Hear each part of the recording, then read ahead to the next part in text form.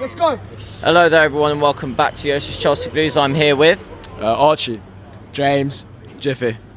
Nice to meet you guys. What were your thoughts on the game today? Listen, good performance, got the job done. I think the Esteval is fucking magic and needs to start. Yeah. What about you, mate? I thought everything up till the front three was good until substitutions. I thought Delap needs to go. Boy wasn't moving at all. Apart from that, pretty good performance.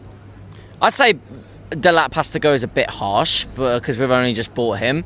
But obviously he's been out for a long time, so I think that you have to give him a few games to find his rhythm, don't you think? Well, you might be quite right, but I having watched as a 9, he wasn't moving in the box. He wasn't moving at all. And he might well have come back from injury very recently, but you still expect certain movements from a striker. Wasn't getting any of that from him, especially when midfielders were driving into the final third. Didn't see anything from him. Yeah, completely agree. What were your thoughts? I thought we saw some really good looks from Esteval. I'm quite proud off the bench. That's performance we kind of expect from him. A highly talented young player, and he performed well today, and I'm proud. But I don't think he should start yet. You don't think Esteval should start yet? Why? Is it just because he's 18 and he's getting used to the league? Yeah, I think so. I think he's great off the bench. He brings a good energy, but we've got some good guys in the 11 who can start, and I think he brings something else later in the game. Yeah. Well, what were your thoughts on the starting 11 today? Did you have any problems with it? I didn't necessarily have any problems. I think Reece James should always be starting the Premier League, and if he has to be rested against Qarabag, then fuck it, rest him. But I think, listen, at the end of the day, I think João Pedro is the man until Palmer's back behind Delap, definitely. I think Neto, for me, the only problem for me would be Neto on that right-hand side. I think, as I said earlier, Esteval, he's got to be the one. Archie and Pong I probably have at the back as well. I think other than that, it was pretty perfect. Who would you have Archie and Pong over in that back line? Over, I mean, either one of them, to be honest. I think, for me... You guys think Chalobah? Yeah, I mean, for me, listen. That's the thing. Can you trust that though? I don't know. I can't. You don't know until you do it, though. You don't know until you do it. Chalobah clearly is not good enough. Yeah, but for me, Archie Ampong is more consistent than both of them. And that's the whole point, though, isn't it? That's the whole thing. Chalobah's not good enough. Start the other fucker. It's useful having a guy like Chalobah. He's one of the biggest players on the pitch, and you need that in the set. He's not. He is weak for me. I think when I'm looking at centre backs, he's less physical than some lads I've played with. I'll tell you that for free. He's not as big. Wait, do you play football, by the way? No. Who'd have fucking thought? Is he a baller himself or is he retired?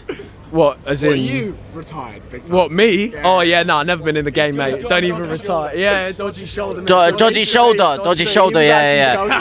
He was Chelsea Academy, and then his shoulder went when he was about 14. I mean, nah, but listen. if there's an injury that keeps you out, No. Yeah. Chalobah for me, he is too weak at the back. Forget as a player, because he's good. He's good. He is good technically. But at the end of the day, it's like Christensen all over again 3 or 4 years ago. Christensen, we used to say it the whole time. Yeah, he had Thiago Silva and Rudiger next to him. That bailed him out. Chalobah, he doesn't have that guy to bail him out this time. Fofana for me as well. You need one of the two to at least be a sort of strong leader at the back. Both of them two, they don't be a good match together. Do you know what I mean? We don't have that sort of commanding presence at the back. Nicolas Sula, I think we should go and get personally. Who was that? Nicolas Sula. He's German centre back. Oh, yeah, I do know him. Yeah, he is actually very good. I have watched him a few times. But I mean, realistically, when Reece James is back, yes, he's not a centre back, except he has been the captain of the club, sort of captain in inverted commas, for years. And when he comes back, as in full time coming back, he will be that guy. He has been back.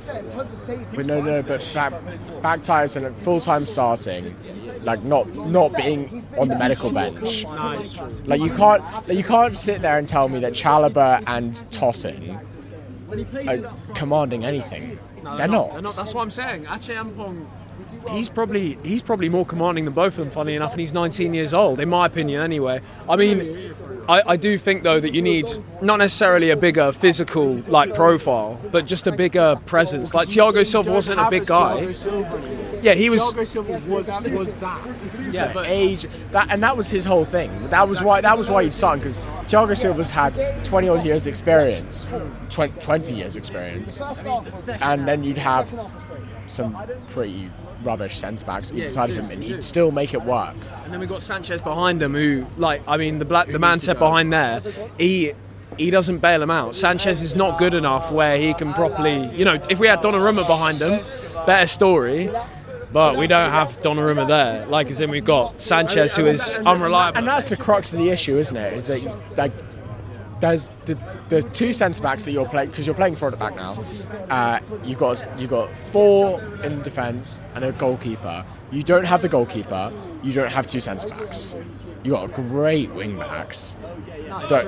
And that's where the issue is really for Chelsea. It is true. The Chelsea issue is literally at the core of the team, because you've got in the centre, like right in the centre, you've got Caicedo, Enzo, Palmer, best midfielder in the league in my opinion.